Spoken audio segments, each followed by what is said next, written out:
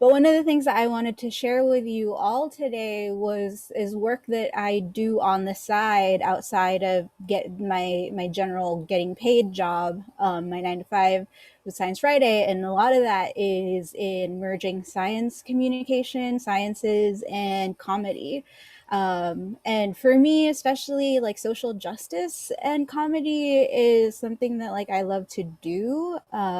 It's kind of unavoidable sometimes in the New York comedy space, but it is what like gives me life, when I'm sharing a stage and giving a talk to other people.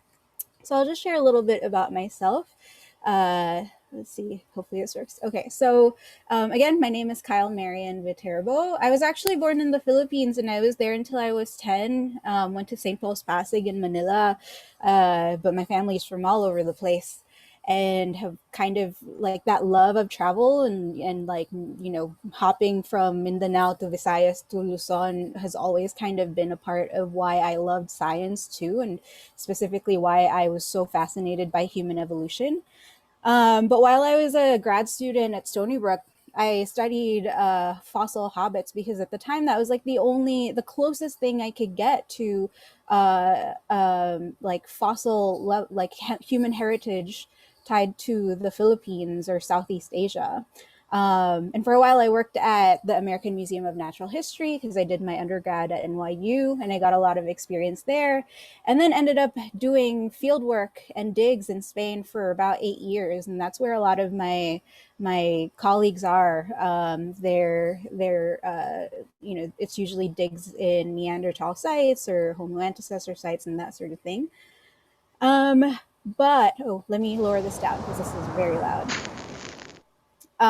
So one of the things that I kind of transitioned to when I decided that like science communication was way more fun for me and gave me the tools that I wanted to like actually what I wanted to actually do with science, with the world. And so at one point, I was working for this organization called Guerrilla Science, and it's very not traditional and kind of unacceptable in academia because it's a lot more risque in many ways. But a lot of what we did was merge culture with the sciences and like figure out interactive ways for people to really understand just how much science is a part of our lives. And some of this, the audience demographic tend to be like whiter people who have money, and that's because it's a different level of a culture consumption. And so we had these events that were set at music festivals where people got to play games and really learn about what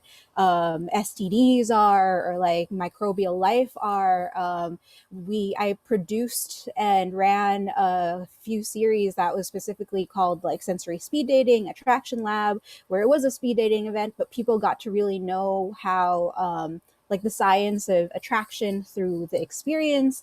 And for me as a producer, it was a huge like gift to be able to be trusted by my coworkers to say, hey, I want to make this more inclusive. And so I am going to find and choose and collaborate with scientists who are non-binary, with comedians who are trans. We're going to co-create this experience together because they're going to lead what that language needs to look like, etc. And so I learned a lot from that experience, not just from selling it and like getting people to buy tickets to be in the room and experience something, but also when you're collaborating with people who are not just scientists and like not just in the academic headspace, it really helps you think about what you're communicating and how you're communicating the information, to the point where you really get to live the cultural nuance and like really ask yourselves, why we have to present science sometimes the way that we do, or how that works and why it only works that way for academia, etc. So that was really formative for me. It's not the same for everybody, but that gave me the desire and empowered me to actually start running my own shows. And so in the past, before the pandemic, for about 2.5 years, I ran my own comedy shows, improv shows, wrote sketches, performed. I still perform on stages in New York City now as the Clitoris, and like creating these spaces of conversation and laughter. One of the biggest ones that I'm still really proud of is like this improv show that I co-produced with a lot of friends, where we invited people of color thought leaders to like share their stories and like their tough experiences of like being a person of color in academia and like how that shaped us. And then we get to play with those like personal histories through improv, and it was like really liberating in so many ways and like connected us. And so that's kind of like a lot of the stuff that I did on the side. And in order to fund that, because it's really tough to sell tickets sometimes, and like for shows in New York City, there's always so much, to see. And my demographic of people aren't necessarily the New York Times moneyed people. So, trying to make that work. I have had to like really find grants that merge both education, the arts, the sciences. And so I've had grants from the Dana Foundation for science themed shows, grants from New York City to fund some of the projects, and that's been really helpful and like only possible because I had those skills from being an academic of like writing those grants. Um, yeah, so now I kind of just translate what I do to Science Friday, and a lot of the work now is like me helping them translate and connect with the different audiences that we're doing through social content, through experiences, events, and a lot of like strategic work for how do we actually reach the people that we're trying to reach. So that brings me to the Asian Strike Back, a coronavirus comedy and science show. I don't know how many of you were here, or at least like in New York City in March 2020. Gosh, that feels like a million years ago, right? That time was like very special in a way. I was doing a comedy show, like the first all Asian comedy festival in New York City was happening around Lunar New Year. So we're talking about January, February, right? Around that time, the news of like COVID like started really popping internationally, but not a lot of people were on it yet, right? Because it was like such a mystery, it was still far away, etc. However, as a person of color, as a Filipina, like I am not, you know, I kind of understand when like when emerging diseases become racialized, right? We have had that issue with MERS, with SARS previously. We have had even with Zika and like South America, Central America, that was kind of emerging. And so like in the back of my head, as I was doing comedy shows, my gears were already turning, and that, oh my God, something bad is going to happen. I like these people are just that predictable. And so in February, I met up with a friend and we were like, we got to do something because things were like ramping up. And so by March, we decided that we would throw a show on March 1st that was specifically a comedy show to highlight the experiences of Asians and anti-Asian racism, which like still isn't really that well platformed, right? Those stories aren't really shared. We had like maybe 5 days to talk about it, and then people kind of moved on. Um, and I also to make sure that on March 1st, when things weren't here in the US yet, not really, that we figured out how to also share scientific information and combat misinformation that we knew was going to come, right? Um, and so we actually sold out that show uncomfortably, 115 people on a basement in New York City. Was like the moment that we started the show, it was incredible, absolutely packed. People were howling. Only one white woman was offended, which is great.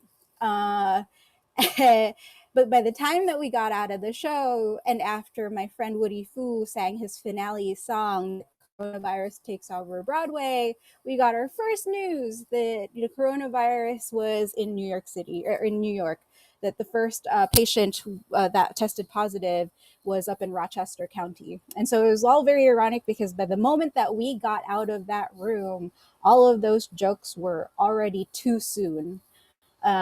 But it was still an incredible experience. People came up to us and were like, wow, that was incredible. We got coverage from 4 major international news sources, talking about our what we were doing and what we were trying to fight. And so it was like really empowering.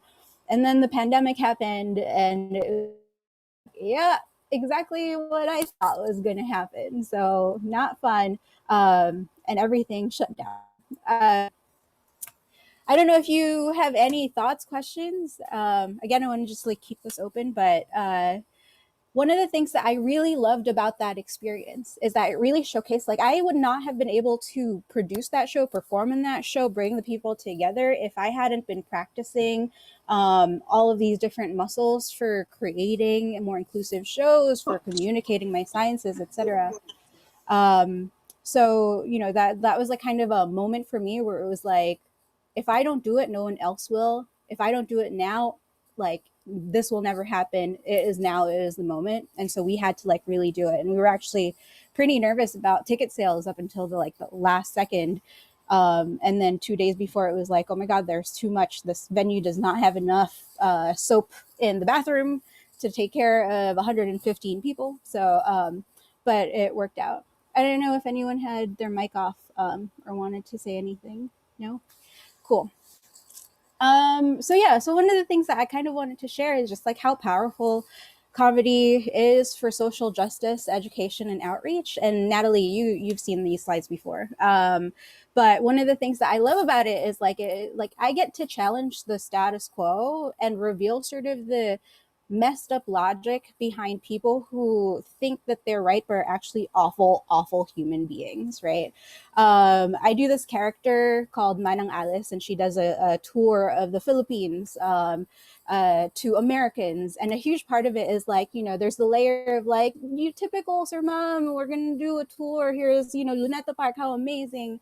And a lot of the laughter moments come from times when I really talk about all of the American horrors that have been happening and the ways that they have like fucked up the Philippine system, but like does not get taught as part of American history in the education system here. So, it's kind of like incredible to be able to have that moment of unpacking that, laughing about it, and then leaving people to then think about that and sit with it for a while, long after I've met them for like one moment on a stage.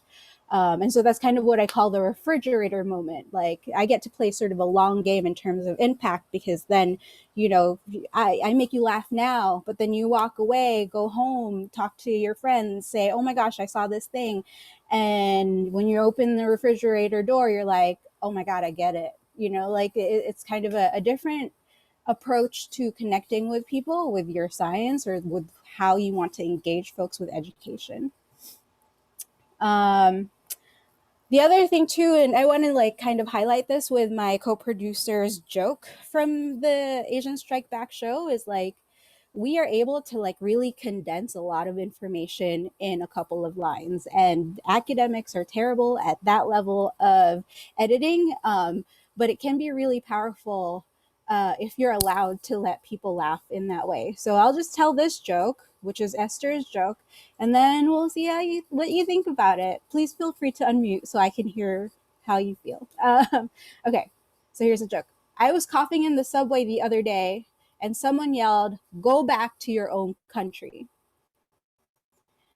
I was like, oh my God, they think we're a country? Not even the World Health Organization would say that. And that's because she's Taiwanese, which, again, ironically, as one of the countries that didn't fuck up the pandemic, is not recognized by the World Health Organization. So, yeah, props to her for that one. It's a great joke. But one of the big questions that I always get from academics, because I also teach people, I've worked with a lot of grad programs and postdocs to teach folks how to like sort of incorporate some comedy and humor into their work. Uh, and they always ask, isn't it risky, right? Like, I have a reputation to hold, like academia is all about your rep. So is it like, isn't that risky? Someone will get offended, right? My question back is always, what is your purpose? Like, what is the point for you connecting with people, taking time away from them scrolling on their phone to like actually talk and connect with them?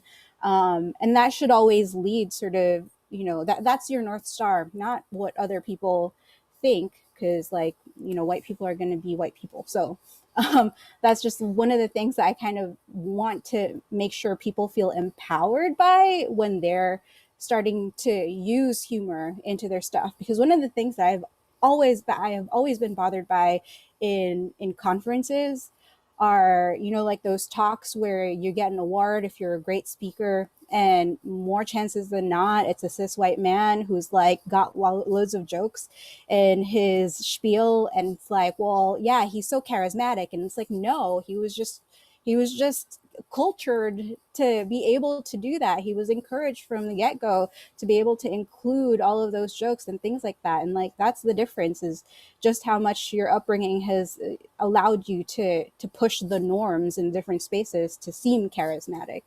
But it's all a skill, and it's all something that's worth practicing. And that's something that like I tend to really hone in when I'm teaching people science communication, especially when we're flexing those muscles with comedy, is that these are like the four things that I care the most about in terms of variables when I'm publicly speaking. One is me, the speaker, right? Like, how am I feeling? What do I want to say? What is it about me that I'm conveying to my audience? The other one is like, well, who is the audience, right? What is their vibe? Are they going to allow me to like make jokes, or is this too risky of a space? There's the content. What do you mean to convey to people? And then there's the space, which a lot of people don't think about.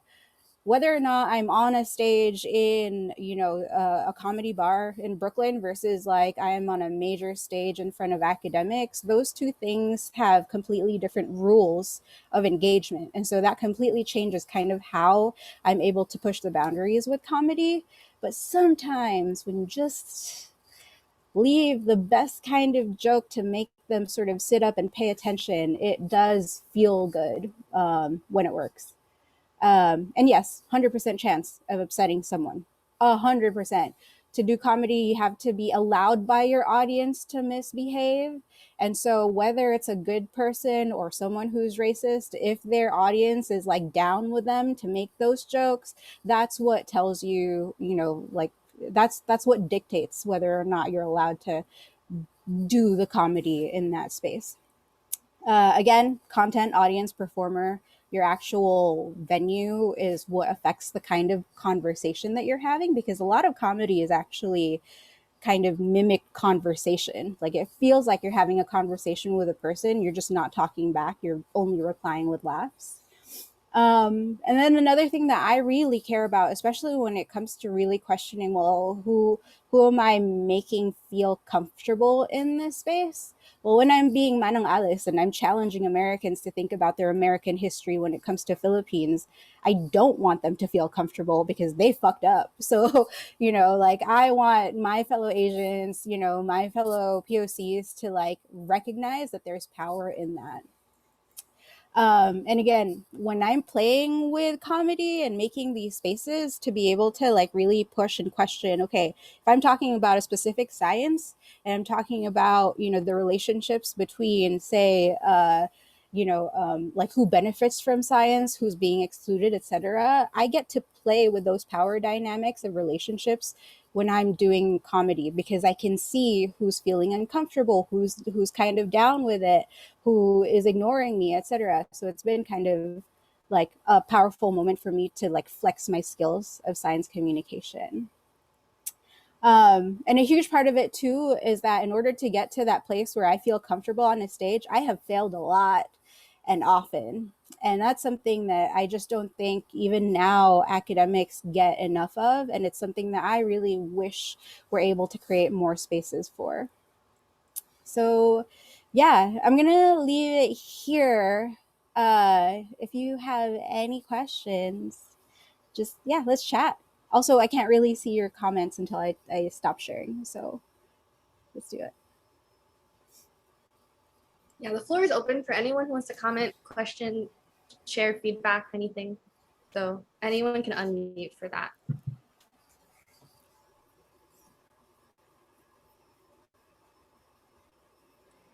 Yeah, I want to ask, like, how was the transition from science to actually going to the guerrilla science, and also if you have any challenges also transitioning from guerrilla science to Science Friday? Yeah, the transition from Guerrilla Science to Science Friday wasn't that difficult. It's one of those things where it's more of like practicing your muscles for job applications more than anything. I think my bigger challenge was going from being just straight up academic, like being a university professor, all my CV just being filled with, you know, outreach in the field, but also education in like university settings. I found it really hard to learn how to translate my resume, like my CV to a regular resume. I was pretty lucky because around the time where I was like really struggling with this decision to be like, oh, I guess I don't want to be a scientist after all. I had the benefit of being part of the ALDA Center for Communicating Science program at Stony Brook, and like I was already gaining skills for doing that, but I didn't have the skills to do the job search and then the job transition. And so I actually left my PhD after I finished my NSF um, GRFP to go to the UK for a master's in science communication, because like 6 7 years ago that wasn't really a thing, and it was definitely not a thing in the US.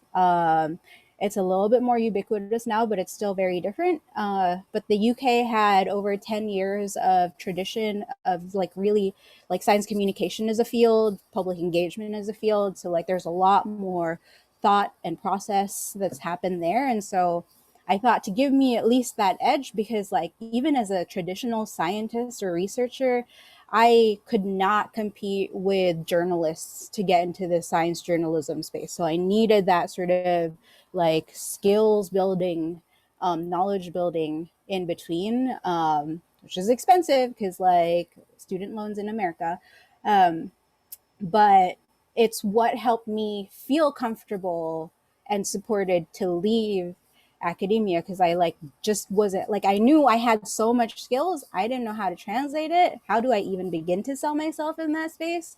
But also like that imposter syndrome of like, well, would I actually be able to, because I've never seen what that world is like outside of academia. Like I know how museums work, I know how teaching works, etc., but that's not what I wanted. And so for me, I had to like make that decision to do a transition via a master's program in another country. Yeah.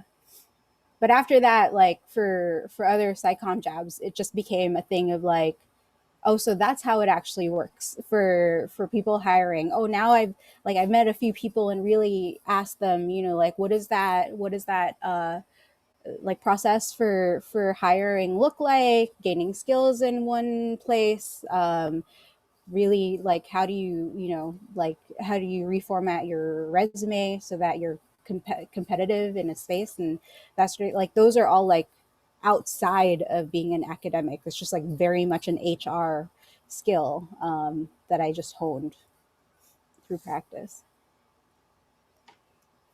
I have a question. Oh, Yeah. thanks for the talk. It's really, really interesting. So apart from knowing your audience, setting, etc., like your quadrant thing, so you know, when we give talks, it's somehow, you know, it's dry, it's filled with statistics, numbers, and sometimes, especially if you're studying like climate change, it has a fatalistic kind of tone to it. You know, how do you kind of make it more entertaining, or, you know, Yeah. I kind of started something before, like the first slide is we're all gonna die, some something like that. But then I feel like it doesn't apply to every setting, you know. So do you have any suggestions on how to do to start Yeah. it? Yeah. I think the number one thing is recognizing, you know, like when we give conference talks, it's always intro, methods, blah, blah, blah, essentially a copy paste version of the printed thing, right? Mhm. But like, who decided that? No one. So there was just, people don't have the time as an academic to like really understand what it means to storytell your material to other people. So then what do we end up doing? We like kind of cram a talk. and then all these people just like go over time because it's like, I must say everything. Well, why did you save the most important part to the last? Like, that makes no sense. But that's like, like I wouldn't know that unless I was an editor who has like really looked at what storytelling can be for different formats, like 5 minutes, 10 minutes, 15 minutes. And you're not given those skills, or you're not given that training at all at any level of our education unless you happen to have a minor or a double major in English and storytelling, right? So that's been one of the things that helped me kind of really challenge, oh, okay, so like if my goal is to story tell the impact of my research, then I need to start with how that research directly impacts that person's life that I'm talking to. So that changes the intro a little bit. And then kind of thinking about, okay, well, I've only got like 5 minutes, 10 minutes in this talk to convince these people with my ideas. Well, what's the most like important part? And a huge part of this and all of this, even in comedy, is editing. And so we don't often give ourselves that time. We don't also often have the spaces like this to be like, let's rework this together, storytellers, comedy rooms, writers' rooms for TV, like write all of their ideas in post-its or in index cards so they can move stuff around. And like, those are just like little writer skills that like we don't get to really practice at all as academics. And I think being able to incorporate that in your process when you're planning a big talk, for example, might help you then really think about, oh, okay, I can start to feel better about losing some of these like talking points, so that way I can really unpack one major talking point, get people through, like why it matters to them, why they need to buy into my research, why the statistic isn't just a number, but like is such an important factor in decision making. Um, because like so much of what we end up doing because of the copy paste system of academia is like, oh, everything matters, so like I need to have these slides and talk about every single point. Well, that's not actually the case, because they'll also forget by the time that they leave that talk. And what are they going to do? They're just going to Google like your slide or ask you for your slide, and that's like, well, just read the paper. Like, why? Right? So it's all, I think, in that process of like, feel empowered enough or create the space where you as a community can like start to incorporate all of those tools that writers and TV shows and comedians use to really understand, in this amount of time, this is like my goal and all that I can do. So how much of that like sort of burden of knowledge can I let go so I can really make the point? And I think, yeah, there's some like great science communicators who are better than that at that now, but also, the secret is they have a writer's room to help them figure that out. Neil deGrasse Tyson is not a writer, thank you. Also a jerk, but like not a writer. But they have producers behind the scenes writing that stuff and like figuring out, okay, well, that's a waste of time. Get that out of there. So yeah, I think, I don't know if that's helpful, but like that to me is what helped me sort of unlock the random voice in my head that's like, I have to have everything in there, because like they're not going to remember. They're not. No Yeah, one is. that's totally my problem, like Yeah. editing myself, especially if I did a lot of work in my Yes. research, like, oh my God, I have to show this figure. I have to show this figure. But Yeah. then you're right about starting with the key points, and then because that's what they would take home. Yeah. And like that comes with practice. Like having supportive, like again, supportive spaces to fail is so important to me, because like we don't all have access to the best kind of editor. It could be our advisor, but like they're also not the best editors sometimes, right? Like nitpicking details in a one single sentence is not a good use of anybody's time. Um, but it's helpful to have like a bigger room of trusted people who know your parameters for success. Like they know you have this much time that you have to like edit, you have this much time on a stage. And being able to go back and forth with that, because it's also a muscle, like helping other people sort of, kind of tighten up their talks will help you be better self-editor in the end.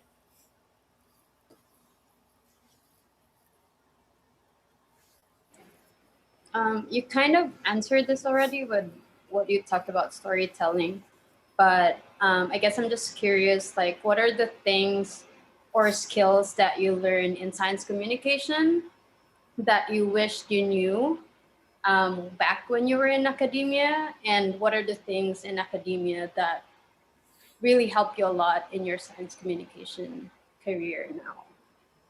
I'll start with as an academic, um, being skeptical of sources and scientists bullshit.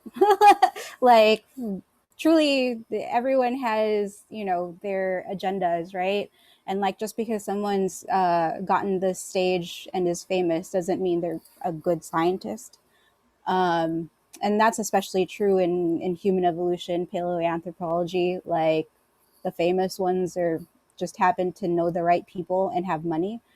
So that was really helpful for me to like really understand, well, what makes a good speaker, and how do I bring the people together? Like, what do I value in terms of bringing someone on a stage and their expertise isn't always like just the thing that they published on. Sometimes it's also their lived experiences, and that's it can be equivalent. And that's been really helpful for me working with Science Friday to like decolonize their reporting, um, to like make our science storytelling more inclusive, to empower fellow scientists to like really value themselves and their stories.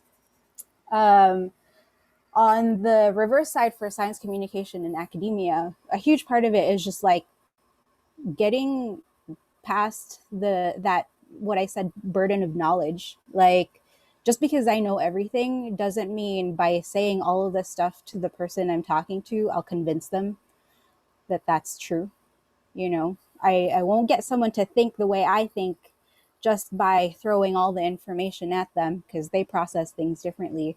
So that has helped me with storytelling. That has helped me with self editing a lot, because then I start to ask the questions of like, well, who am I talking to? Why are they coming to me? What do they need to walk away with? Things like that.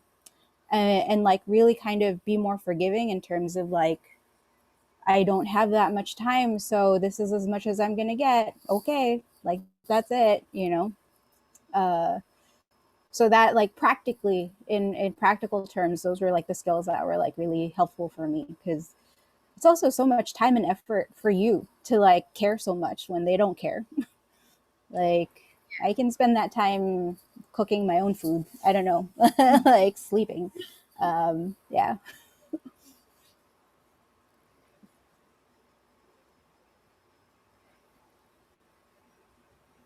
Okay. Anybody else? Anthony, I don't think I heard from Anthony earlier, but I don't know when Yeah, I they think you jumped joined in. late, so you can do introductions if Anthony wants to. Oh, cool. Hi. Um, yeah, and now I like, not everyone does science comedy.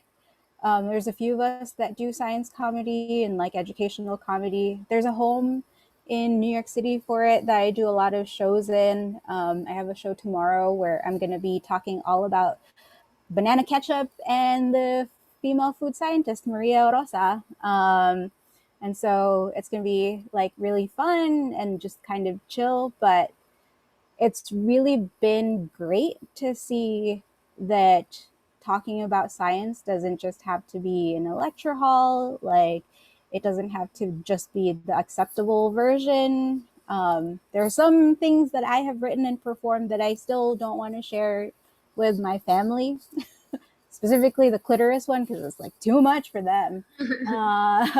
But it's like, I've had people like run up to me and are just like, oh my God, you blew my mind away. I never thought about things that way. How cool is that? So it kind of, it's a different, it gives back in a different way.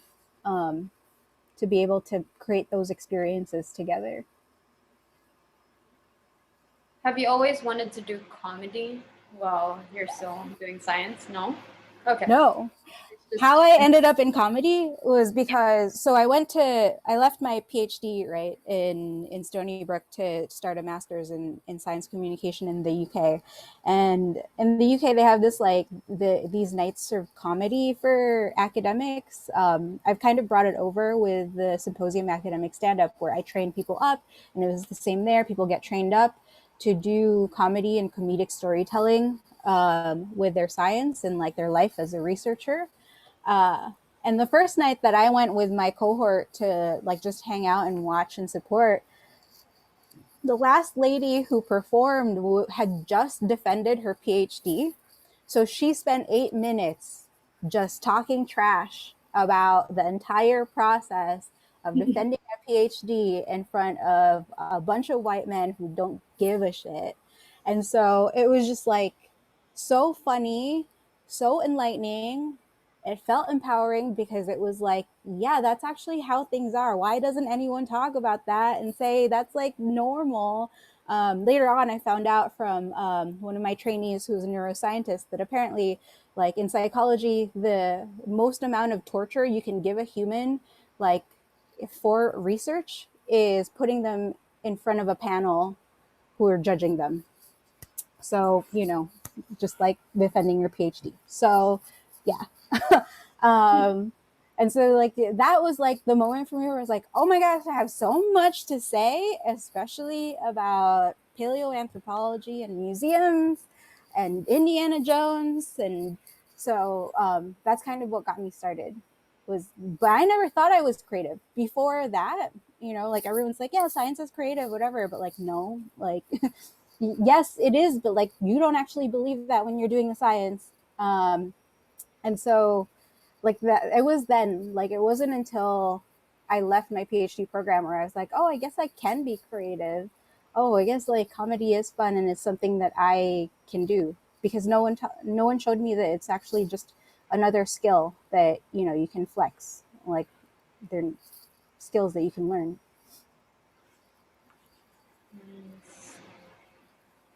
I want to just quickly say, like, thank you for your talk and your answers to your questions. They're so relevant for so many fields. Like, I know you were applying it to like science communication and comedy, but like I'm trying to plan lectures for a course, and like the whole thing, like you said, like just trying to figure out what knowledge to include and just edit things, or because like you said, like you feel like you should just dump all this information for Right. them to absorb, but it's like, no, that's not helpful. So what's your purpose? Yeah. Like everything you said is just so important.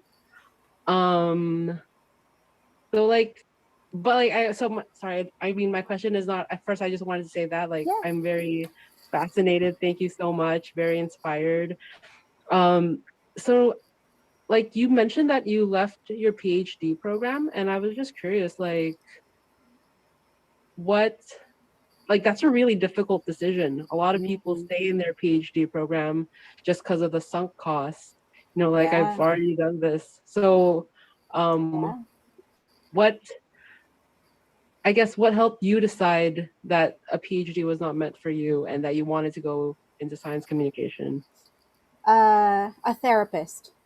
Oh, love. I like straight up. I was having, my program. I mean, I don't know if it's changed since then, but I've spoken to old folks who were part of my program, and we all agree it was toxic as hell. And did it have to be? You realize no, but only until you left it. So at the time I was really struggling, because like, how could you possibly teach human gross anatomy to medical students on top of having to do your own research and take courses that you have to also like produce new research for? And like there are all these factors that was just like, when you're in it, you're kind of just like, I guess this is how everybody does it, so you kind of have to do it. That said, I had an incredible experience as an undergrad um, research assistant at the American Museum of Natural History. Like that was when I started doing field work, and I loved it. And I was like, I see myself doing this. I absolutely love this. I am a good researcher, etc. My mentors were incredible. Then get to grad school and realize the systems in place are really messed up and also very racist and sexist and all of these things that you're just like, why, when you're in it, you're like, I guess this is how it is. Kind of has to be. I'm doing fine, maybe. I had cohort or classmates in the grad program who would be like, haha, I spent, an hour crying in the corner. How funny. How that's normal, right?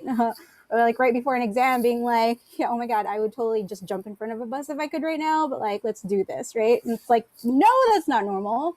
Um, and so it wasn't until like I was really struggling and happened to also be in a like a supportive space with the Alda Center where the previous like directors were like, yeah, if you want to gain skills in journalism, I will help you like audit these classes. And so they helped me gain an opportunity, but I had to do that on the down low away from like my program because like, yeah, not possible to say.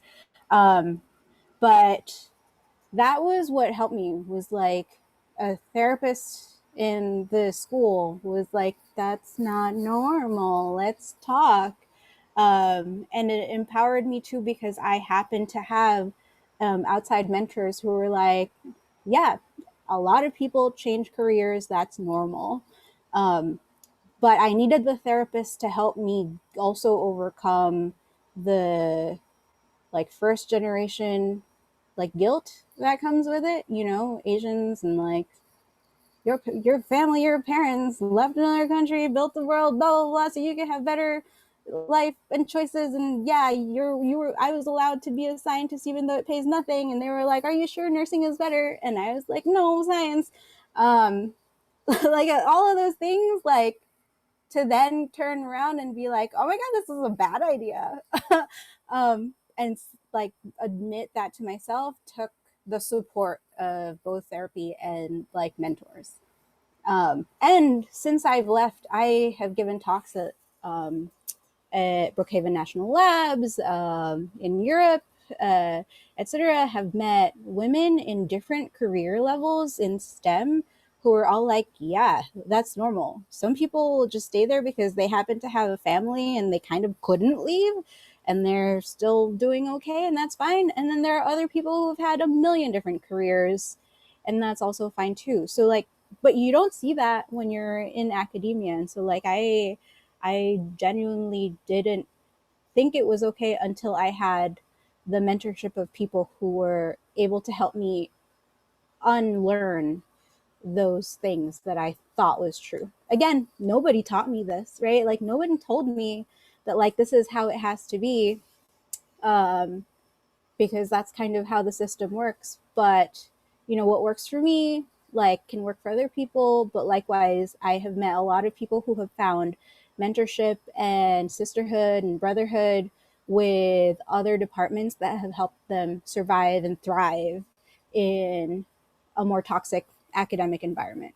So like a huge part of that is like that's how we kind of break free from the awfulness of academia and like get to actually find a way to do what we want to do. And it doesn't have to be leaving academia, um, but like a huge part of that is having the right people around you to support.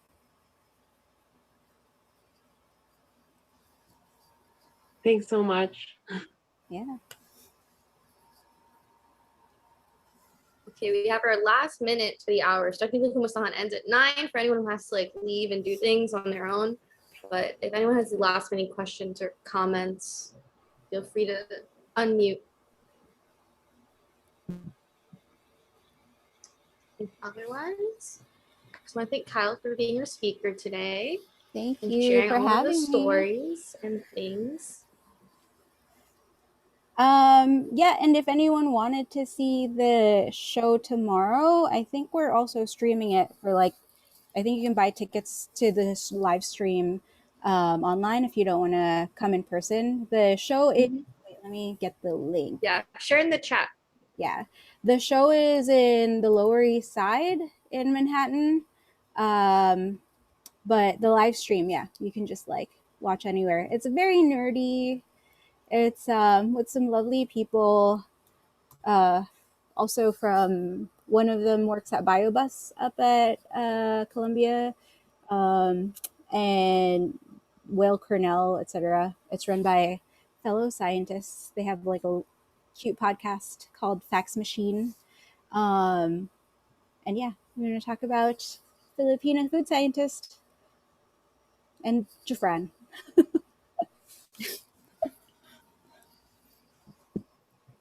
Is there anything on social media for this so we can also reshare on AFSA's page? Yeah, absolutely. I can send that to you. Who's best to like email that? But you could also, if you look up Fax Machine Podcast, FACTS Machine Podcast on Instagram and Twitter, they have the posts. Sounds good. In the chat, Cindy asked for Twitter handles. So any socials, if you want to share them, you can drop it in the Yeah. chat. Here we go. Wait, let me copy paste that. I'm at Kyle Marian on Twitter and Insta. Let's see. I have gone back to lurking on TikTok because that's more fun than going viral. Ooh. When you vegetables were not vegetables. Wait, let's see. What's their Instagram? Machine Pod. I think that's the one. Yeah. Cool. And this is their info for that. But yeah, and then if you guys ever wanted to give it a try, comedy, I'd love to work with any of you, or we can do a special thing for AFSA, an all Filipino thing. But we can talk more later. Yeah, it is totally learnable, 100%. Carla's down. Yeah, excited. so down. Okay. Also, what else to share? Oh, I'm gonna share the deets for the picnic. Let's put that on the screen really quick, or I can copy paste. But, as last announcements from MemCom, we are